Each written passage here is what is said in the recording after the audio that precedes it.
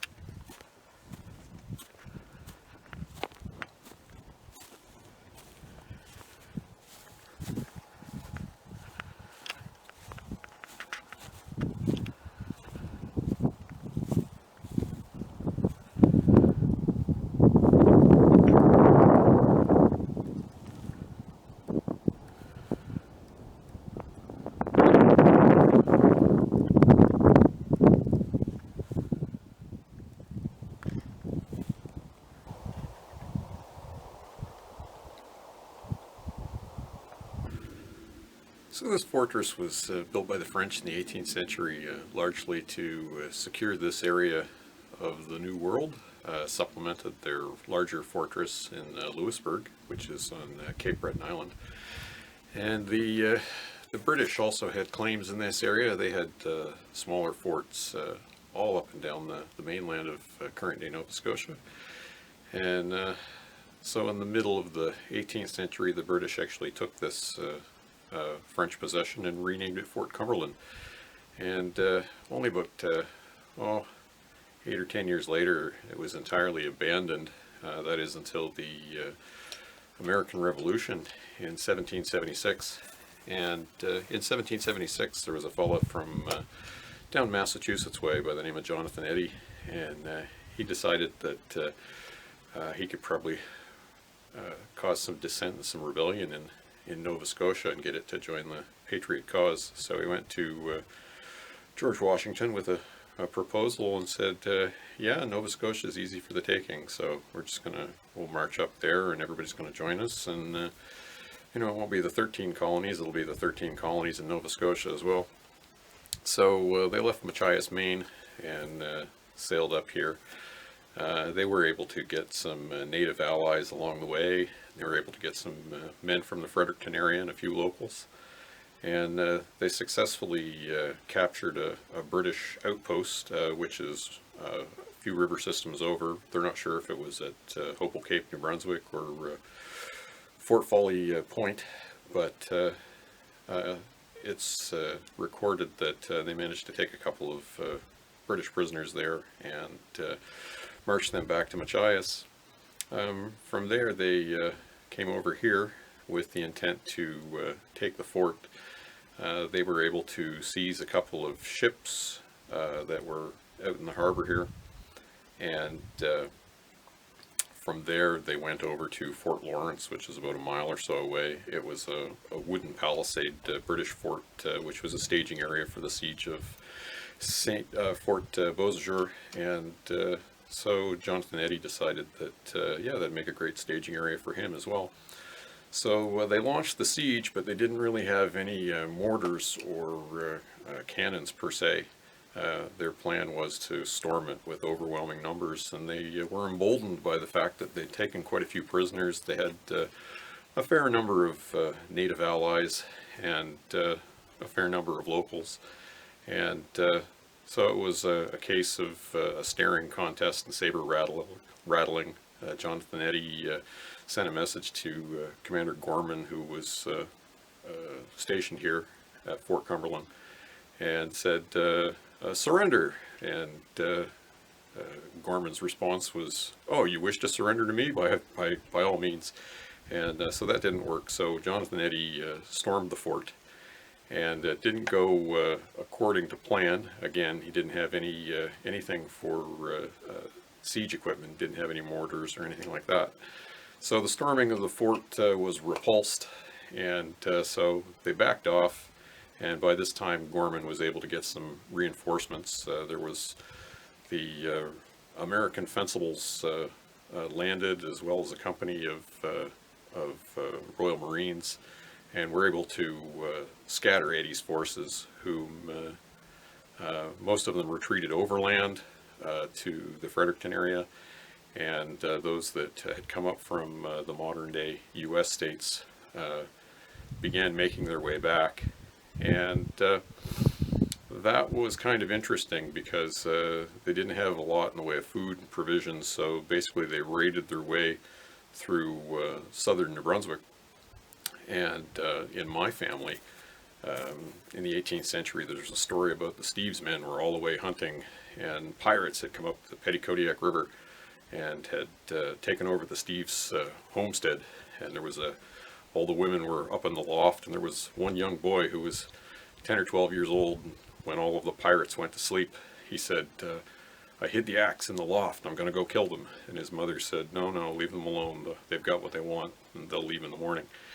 And as my grandfather told it, had the Steves men been home, there'd been a great battle in Hillsborough, New Brunswick, and probably there wouldn't be quite so many Steves around to this day. And I just thought that was a family story until I read in the book about the Eddy Rebellion and how they raided their way up and down the Petitcodiac River, stopping at farms, killing cows. They even raided flour mills and grist mills to steal whatever they could. And eventually they marched their way back to Maine. And for his unsuccessful efforts, Jonathan Eddy was granted some land in Maine by George Washington. And Nova Scotia stayed loyalist, and when the 13 colonies eventually prevailed over the crown and became the United States of America, Nova Scotia became part of Canada some 100 years later or more, and to this day, very, very little has changed in this area. It's still a very, very small community. Still very, very strategically important were anything to happen, but we'll hope that nothing does.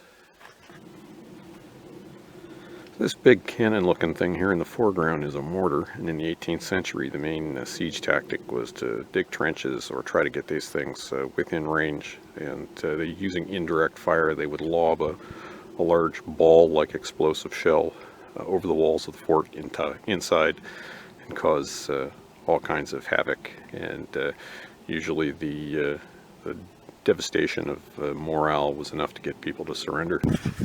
So in order to get into this fort, you'd have to make your way up this hill, and no doubt you'd be under fire from small arms.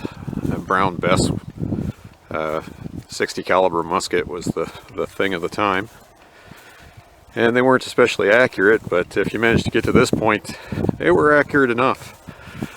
And at this point, you'd beat the outer defenses.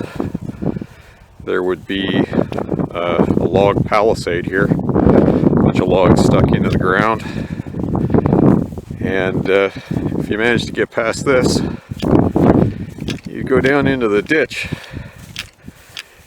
and once down into this ditch, you'd be under fire from men up here on the left, and then straight ahead as well, so you'd want to get out of here pretty quick. And there's no good way to get inside, so you'd probably want to scale this hill, which is a lot steeper, and then once you're at the top of this, you'd be met with another palisade wall of logs and people shooting at you the whole time. And then if you survive that, you might be inside the fort, and who knows what would be waiting here for you. So this is the main gate to the fort, and during the siege of Fort Cumberland, when it was attacked by Jonathan Eddy, one of his native allies was able to get inside the fort, cross over the wall, and attempted to open the gate, and was just barely stopped at the last second by the British forces inside. And so this is where that attempt came to an end. This is a Parks Canada map of the area, which shows how strategic it was.